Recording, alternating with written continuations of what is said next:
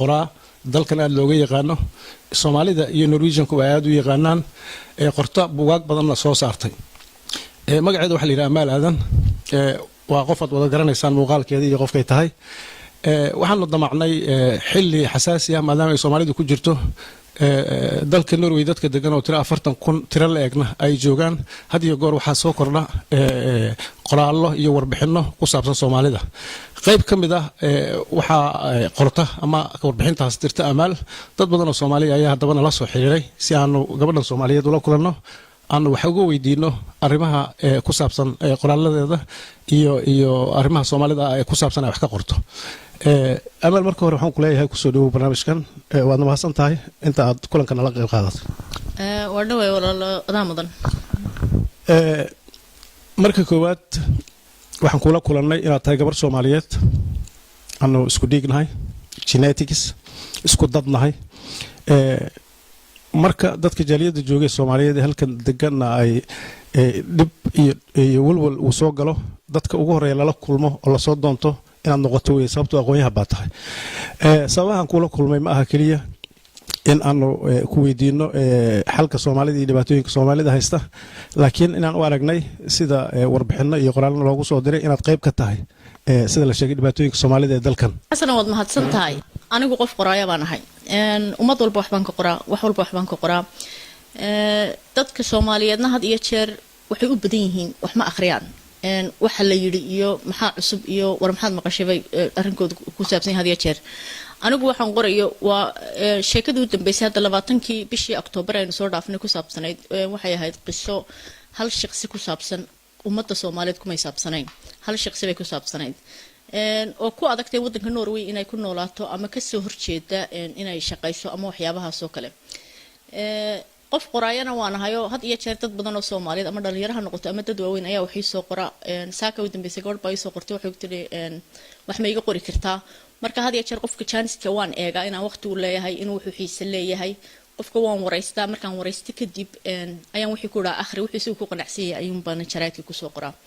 marka anigu waxaan fikradayda ka keenay ma aha waa wax qof igu yiri iyadii aan wareystayna ku qanacsan tahay marka mid markay noqoto waan ogahay Soomaalida in dhibaato iska hayso oo ay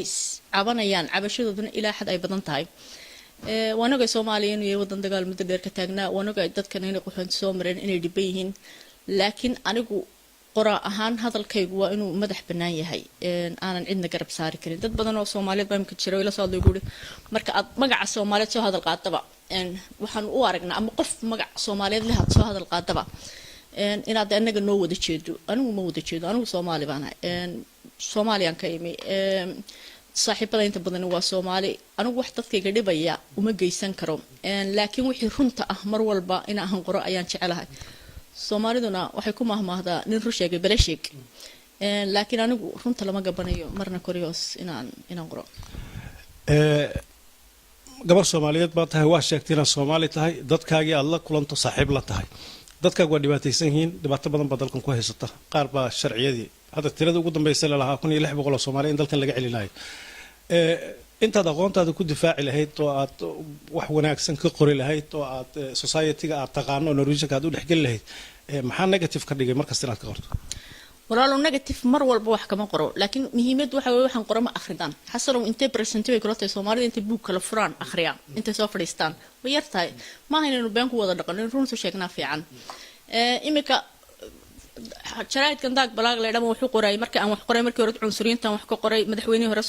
waxaan wax ka qoray Norway dad badan baa wax ka qoray Soomaalidu marka hal shakhsi ee gabadh hal Faadimo ayay la soo baxaan inta qof dumar ah Soomaalida ka soo baxday Faadimo leedahay maanaad wax iga qortay Faadimo kun qof baa la yiraahdaa kun luqadood baa dadkii wadamo kala Faadimo la yiraahdaa marka hadday Soomaalidu doonaysa amaan anigu kulli ma amaani karo runtan sheegay waan ogay Soomaalidu inay dhibantay waan maqlay Soomaali la celinay laakiin anigu Soomaalida uma hadlo waxa weeye markaas Soomaalidu dad bay had iyo jeer yiraahdo waan u hadalaa wayna doorato dadkoodii baan u nahay oo marka iyagay fiicneed inay u hadlaan waan aqriyay qodobkaas Faadimo aad ka qortay waxa tiri Faadimo waa gabar Norway degan Norway ma jecla lacagta tirigdahay jeceshahay wax noocaas oo iska negative ama noqdo qof aad taqaano warbixin ku sheegay oo iga qor ku yiri oo Soomaali ah ama qof kale ha noqdo miyaysan ahaan lahayn inaad af Soomaali ku qorto aad u sheegto Soomaalida inay waxaas qalad tahay intaad Norwegian ku qori lahayd oo milyanada ay akhrisan lahayd Soomaalidu waxaan way ogtahay gabadhuna aniga iga qor markay lahayd ma ilahayn aniga i cay macnuhu fahan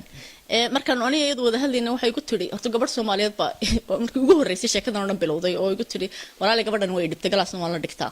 waan soo tahriibay waan soo silcay laakiin gabadhan qaati ka taagana noo garnaq markaa Soomaali ahaan baan ugu garnaqay iskuulka ku qudbadeynay markaan labadii gabdhood soo eegay waxaan arkay gabadhan Faadmo in macnihii ay dadkii kala dhibtay dadkii wadamada doonaan ka yimaadaan ajaanib kale oo badan oo iskuulka la dhigtaa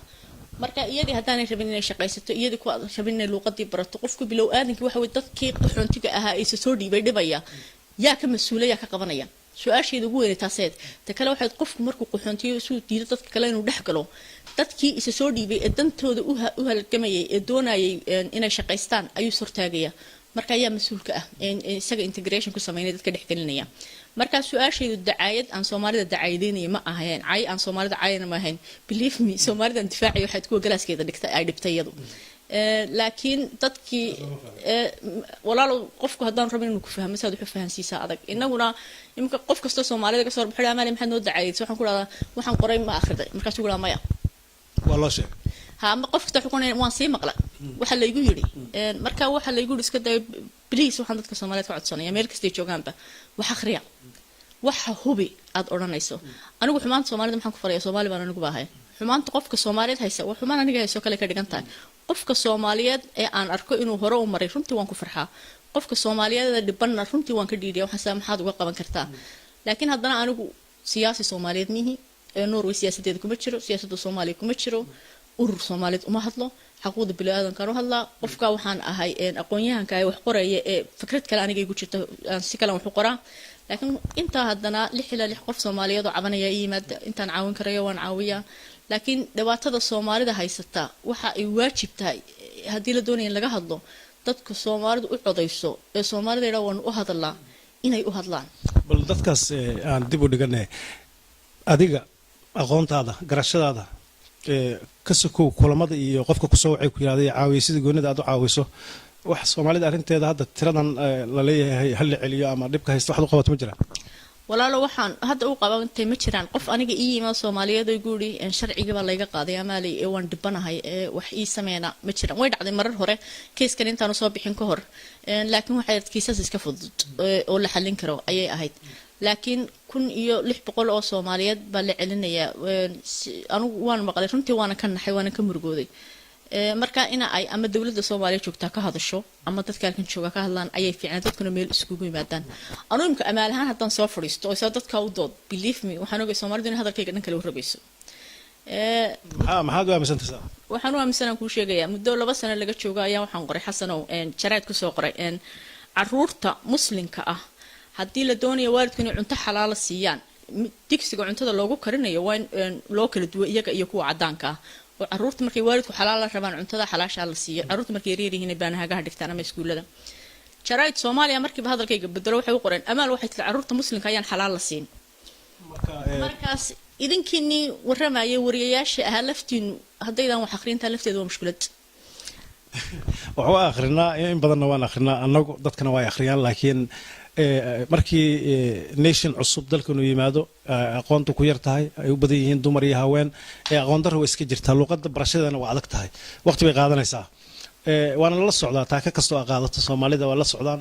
sax ama khalad waxaad qorto inta badan waxaad qorto waxay u arkaan negative inay yihiin siyaasad baad sheegtay dad golaha deegaanka ku jiro siyaasadda Soomaalida ugu jira wax qabadkooda say aragtaa horta والله وحقبت كذا دانو أقون بدن ومليه لكن وحقبت كذا وحن وأرك حسنا واحد بدن باتشرة وأنا هلكن كشيء كرين واحد بدن أوجا هاي نوي شران أنا شعب كسومالي ذوقين أورنتي أنكو جبتها ويقفك هذه يشير سومالي دولا وهاد لنا وحن سلام مر طلهم وهاد ليا أمة الصومالي مس إسقى أيال أمة الصومالي دبعتكوا سيهايا أنا قلت لي أنا dad badan oo kala duwan baan la hadlaa xusbiyo badan baan la hadlaa siyaasiyiin badan baan la hadlaa qof sharci systemka wadanka waan fahansanay sometimes waxaan isleeyahay dadku qofkan ay aaminsan yihiin ma iyagu u wadaa dan mise isaga dantiisa wata sidaas laajigeed waxaan jeclaan lahaa aan ummadda Soomaaliyeed kula talin lahaa qofka siyaasiga ah u codeeya oo doorta qofkiina laakiin waxaan kula talin lahaa ina ay samaystaan urur daladeed oo iyaga dantooda u hadla siyaasigu had iyo jeer wuxuu u hadlaa waa xusbigiisa isaga soo dirtay uu ka tirsan yahay iyo inuu hore xusbigiisa ugu maro sirta noo sheeg wax ma qarisid wax kastaad qortaa Norwegianka waad u qortaa sirteenaad sii daysaa Soomaalida waa ka hadashaa waxay yihiin baa sheegtaa marka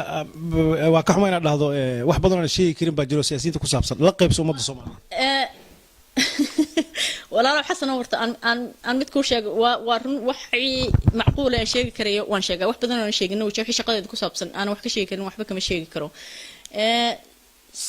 dadka Soomaaliyeedna anigu caydoodii dhibkooda ma sheega war shaqaysta cay maaha oo taas anaaba kula hadadan kula luuq af Soomaali kula afkay rabaan buu sheegaya ina ay dadku shaqaystaan ay wax bartaan ay ummadda meel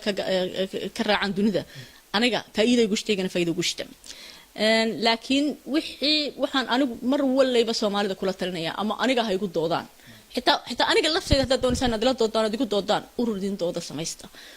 because hadda sida aanu arko waxaanu arkaa dadkii inay isfahmi laayihiin Soomaaliya dhibaato ka taagan oo la isku fahmi laayay halkana dhibkuun bay la yimaadeen oo way isku fahmi laayeen marka waxaan ku talin lahaa anigu talaba haday iga qaadanayaan urur idin dooda oo dadka la celinayo oo sababta waa maxay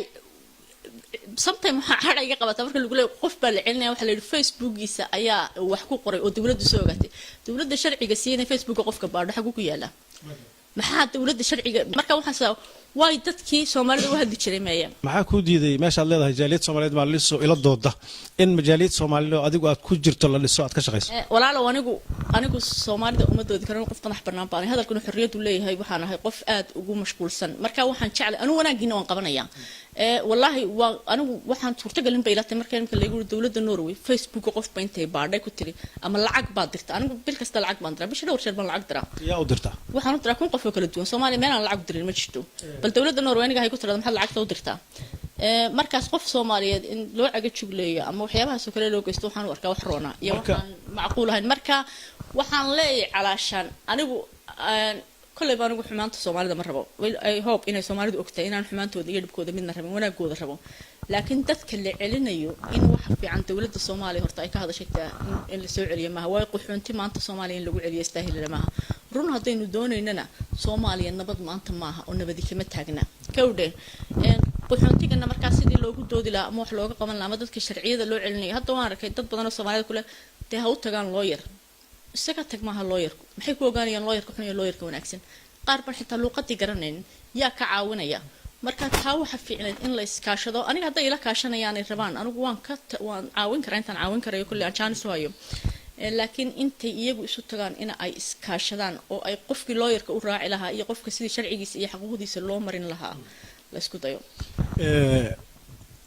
kiyana ka bixintii siyaasadda iyo dadka siyaasadda loo doortay mar kale ana ku sheegay magacadooda dad Soomaaliya baa la doortay ma qarsoona xildhibaan baashe Faadimo Madar oo waxba ku jirta cod baa la siiyay Soomaali baa dooratay siyaasadda waa taqaanaa wax badan baad ogtahay yaa laga tagayaa asal qaata walaalow anigu qof Soomaaliyeed intaan meel soo taago ma oran karo hebel baa xun iyo hebel baa fiican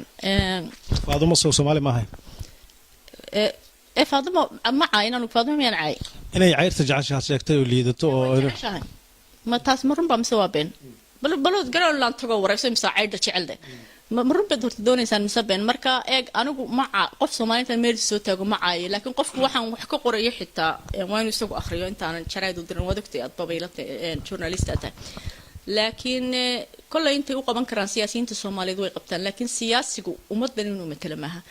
siyaasigu had iyo jeer dantiisa waa inuu matalo iyo xisbiga doortay isaga dadkiisana jecel laakiin qofka dantaada wada waa inuu qof madax bannaan yahay aad adigu dooratay oo urur ahaan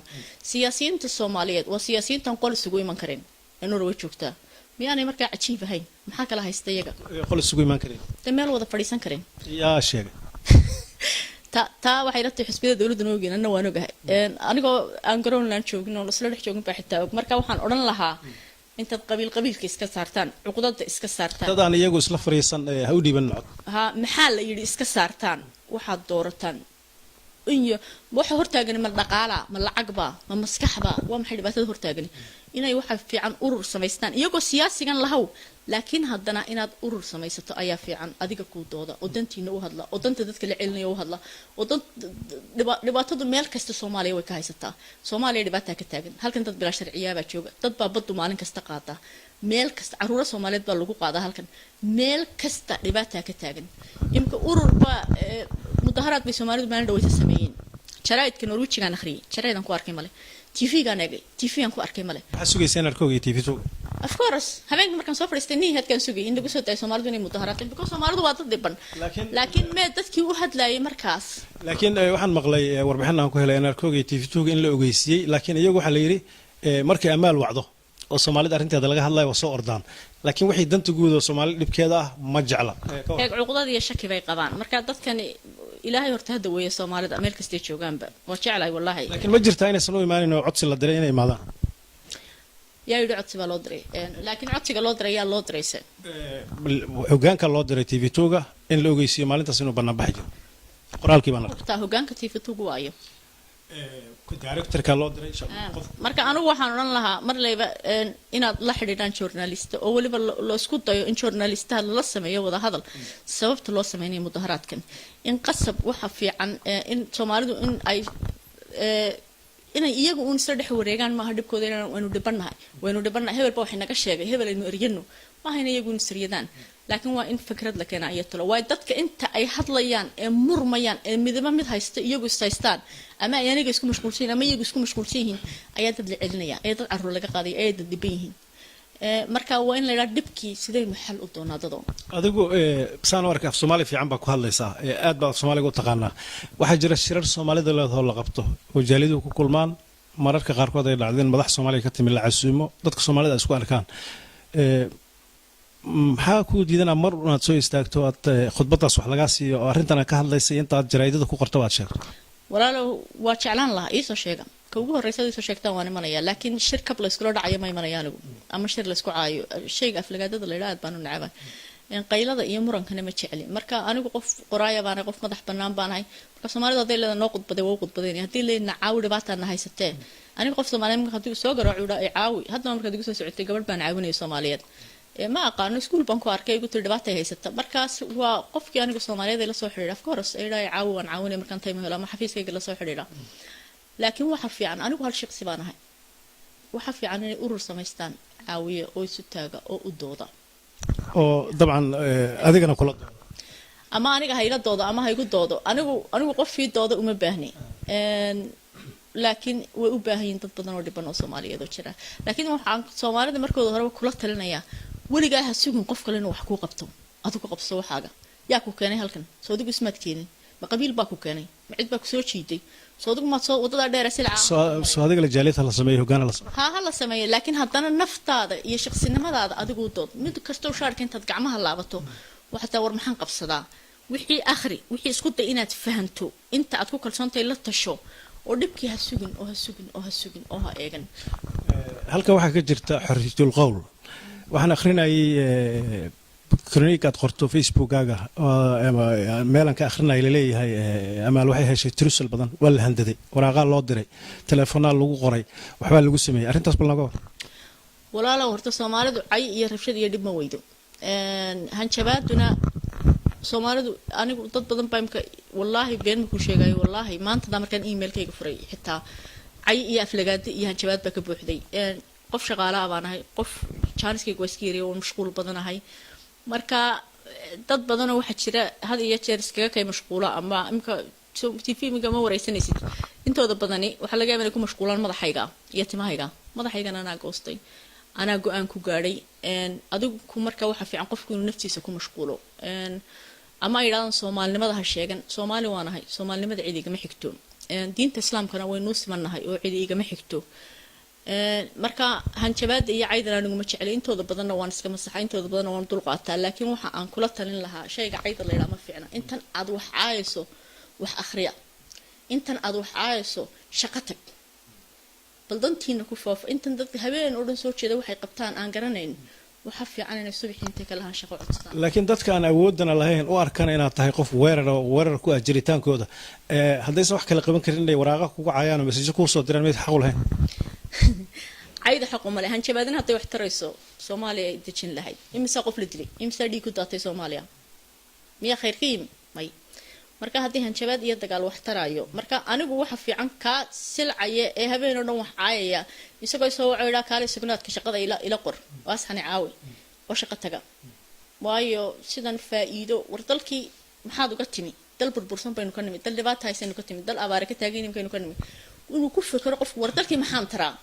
aniga halkan ma laakiin haduu habeen oo dhan soo jeedo sagin istoo wareega marba qof caayo siyaasadda Soomaaliya xilli doorasho lagu jira dalka waxaa beesha caalamkii Soomaalida madaxdoodii bay go'aan ku gaareen oo lagu heshiiyay in dumarka 30% la siiyo siyaasadda arrintaas way aragtaa maxaas ay kula tahay wallahi waa waxaad u fiican ma ogtahay dal kaligiis ma taago calaashan rag oo qori dal ma wadi karo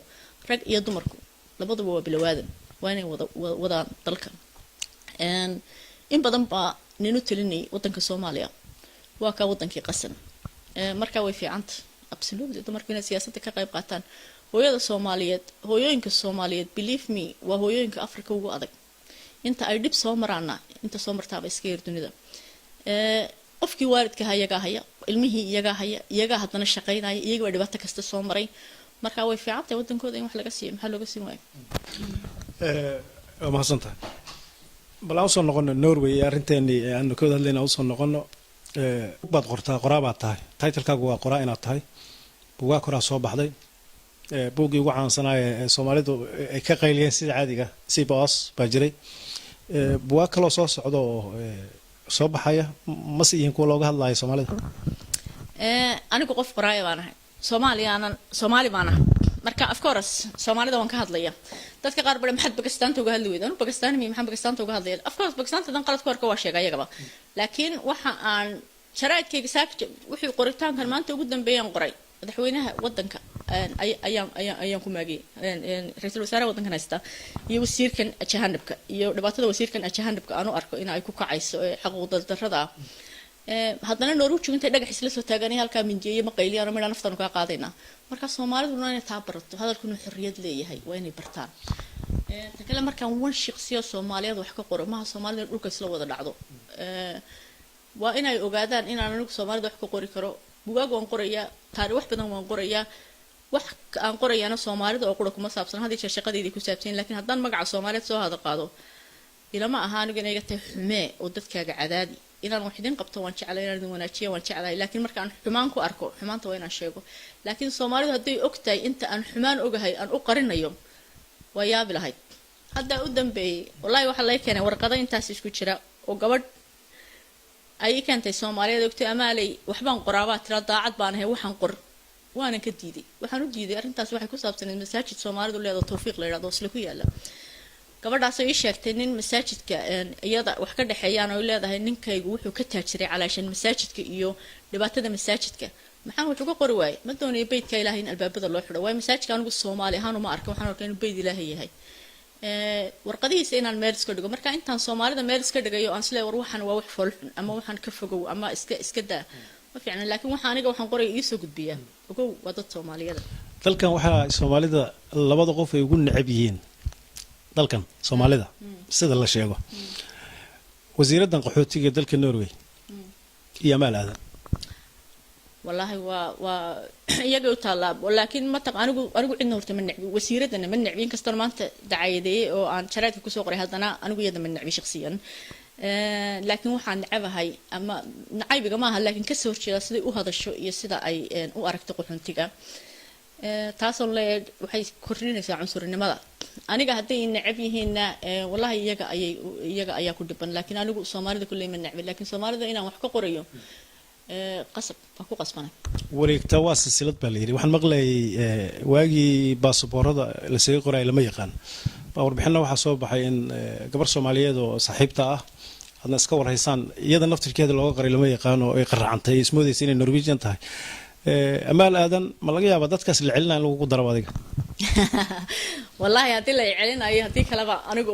Soomaalidu marka hadii la celinayo ma waxay leeyihiin calaashan waa lagu celinayaa Soomaali runta sheegi taasma Khadra Yusuf runtii sida ay Soomaalida u hagaajiyay tiri Soomaalida maxaa baasaboorka wax looga masaxay iyo say u dhaadeen khatar gaal ay noqotay halkii ku gaarooday meega taagnaa bal waxaan ku sheegay aflagaadadii xumaanta day markaas wallahi dadka Soomaaliyeed xumaan iyo samaankay doonaan baa anaga hanoo arkaan aniga horta haday caayayaan caydeeda meel ku gaarayaan haba ay caayaan laakiin anigu hadda dalafteeda inta Soomaalida farnamooda hadlayna markaa tiri dadkan waxay u nacbiin Soomaalidu wasiirka ajaanibka iyo adiga qoritaankayga dambe birta ka soo noqon doona marka Soomaalidu ama ha xanaaqdo ama ha faraxdo kullu inuu qof qoraya baan oo qoriya laakiin anigu xumee igama aha laakiin iyagu haday nacab yihiin who cares laakiin ma maqsheeri la yiraahdo wadariya waaxid yaa waalan wadariya waaxid yaa waalan laakiin ilama aha wadariya waaxid qofku laakiin runta waa inuu sheego eeg wadankan inuu xasan ku noolahay waa wadan xorriyada xorriyadu waxay kula tii Norway in bilaash ku heshay dad baa soo halgamay taynaga maqan waa taynaga xorriyad waa lagu siyaa lagulama dagaalo sinaanta waxay kula tii Norway rag iyo dumar kale maanta gaareen waxay kula tii in bilaash ku heshay dad baa soo halgamay imka Soomaaliya dawladda Soomaaliya soddon lagu daro waxay kula tii dumarku halgamin in madaxweynaha Soomaaliya iska jooga inuu iska siinayo maya waa inay dumarku halgamaan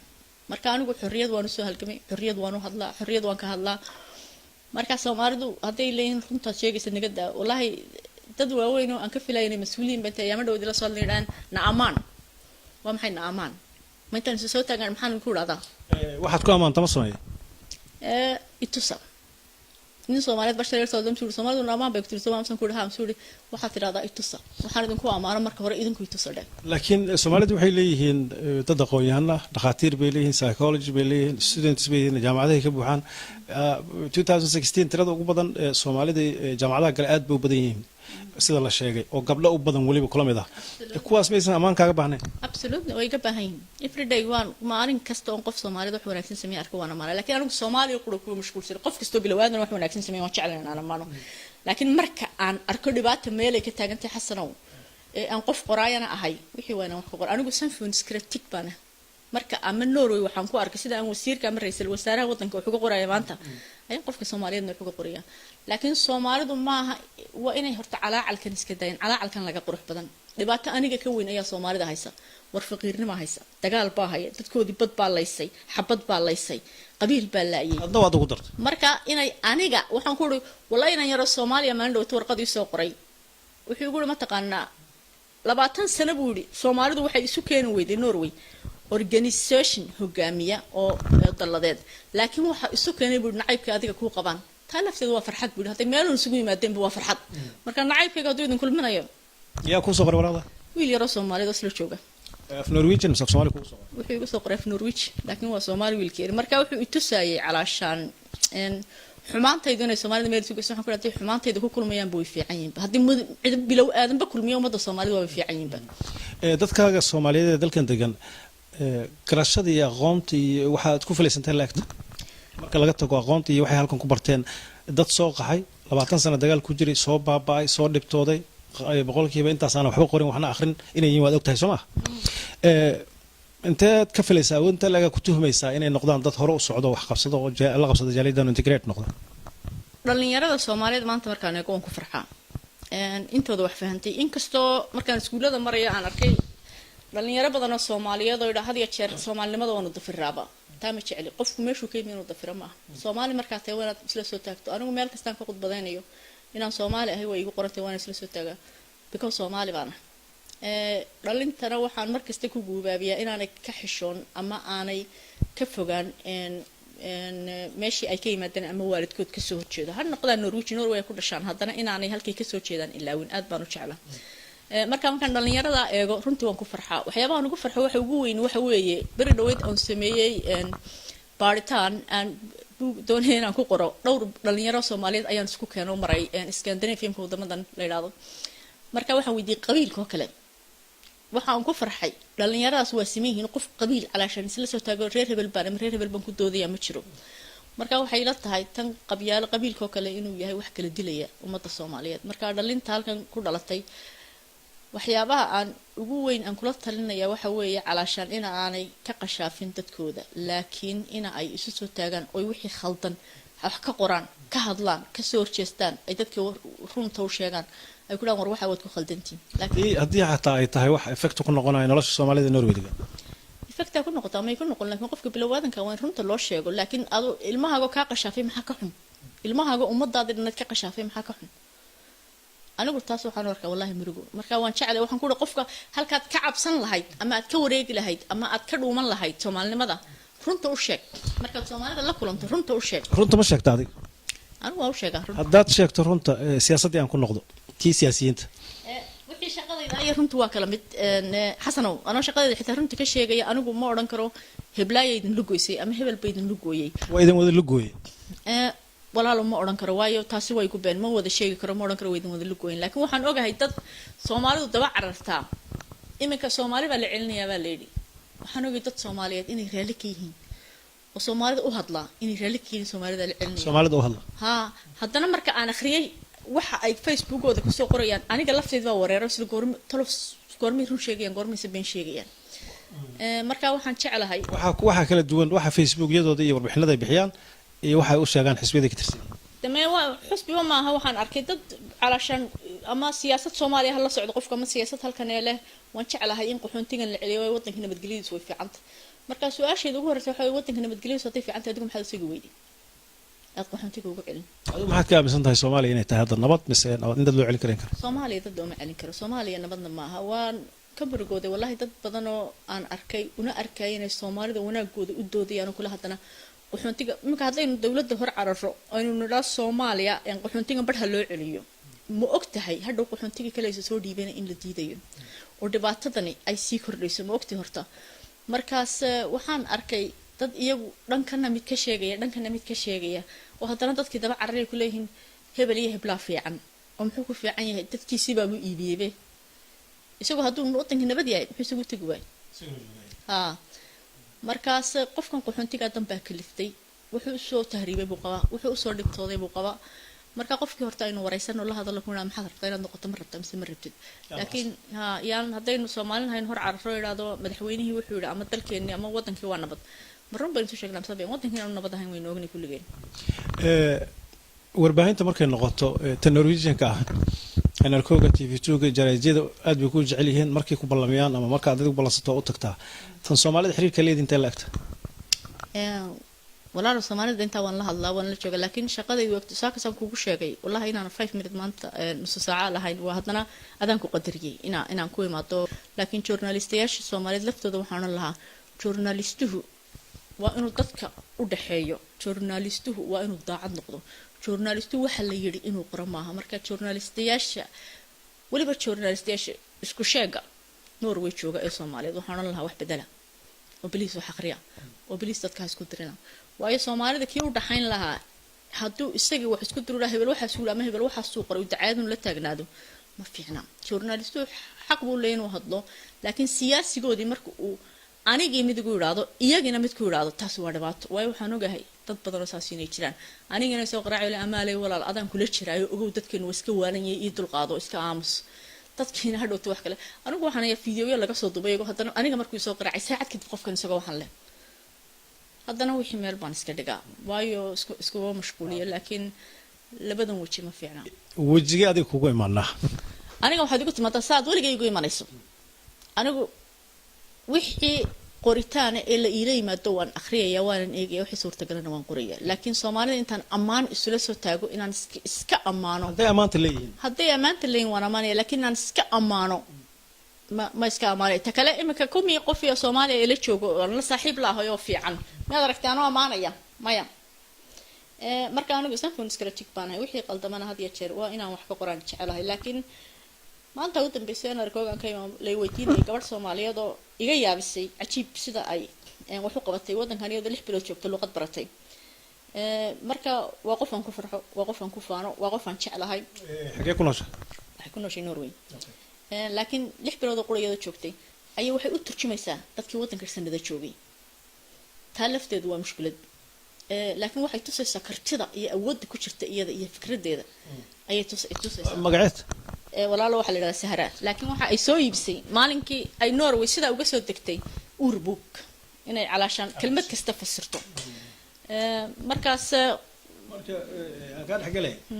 wax fiican bay qabatay magaceed waad garanaysaa waad la xiriirtay waad saragteen hatta na xiriiraha jaraa'idada ma ku arki doonaa wax kartideeda iyo wanaageeda of course anu waxba ma qariyo inta badan wixii daacada waa wixii iga yaabiya ama iga farxiya waan qoraa wixii iga naxiya ama iga murugaysiyana waa qoraa ugu dambeyntii dadkaaga Soomaaliyeed ee dalkan degan inta ku jecel inta ku nacaba kelmadda ugu dambaysa aad leeyahay walaal horta aan waxa way dad badan oo Soomaaliyeed waan ogay oo aan la saaxiibay ama meel kala badan jooga oo aan u xiriirno Soomaaliyeed dad badan oo kan joogana waan ogay intan xitaa ama siyaasi ha noqdo ama intooda isu soo taagtay santarka Soomaalida had iyo jeer way la soo xiriirdhaa waan ogay inay Soomaalida war kale u sheegaan laakiin anigana way la soo xiriiraan taasna waa okay laakiin in ay waxa aan ummadda Soomaaliyeed mid jecel iyo mid neceb leeyahay anigu marnaba xumaantiina ma rabo Soomaalinimada igama xigtaan diinta islaamka igama xigtaan mar leeba wanaaga Soomaalida waan rabaa laakiin qaylada iyo buuqa intaad iska deysaan dantiina ku faafa wax ka fiican mala halkii aad qof kale uun wax ka sugi lahayd ama aad oran lahayd waan dhibanay 24 hours bal adigu isku day inaad wax qabato wixii hadduu adkaaday waxaan jeclahay in ay urur Soomaaliyeed samaystaan inay qabyaalada meel iska dhigaan ay in yaroo daacada oo isku kalsoon ururka dhigtaan calaashan waayo dhibaato weyn ayaa jirta Norway gobol aanan tagin iyo magaalo aanan ka tagin ma jiro dhibaato weyn ayaa jirta waalid badan ayaa dhiban caruur badan ayaa dhiban dad badan ayaa dhiban marka wixii sidaynu wax uga qabanayno Soomaalidu ma aha inta isla joogto oo dhan Norway isla way ka weyntaa marka sida wax uga qaban lahaydeen inaad isku tagtaan oo aad ka tashataan marka ama aniga igu dooda ama ii dooda ama wixii aad doontaan badhaha laakiin bal dadka dhiban sidii wax loogu qaban lahaa marka aniga hadda taageero iga rabtaan anigu waa la taaganay kor iyo hoosba haddii kalena walaalo dadkaas waxaan oran lahaa waxa loo qabto meel kasta ay joogaan ama santahay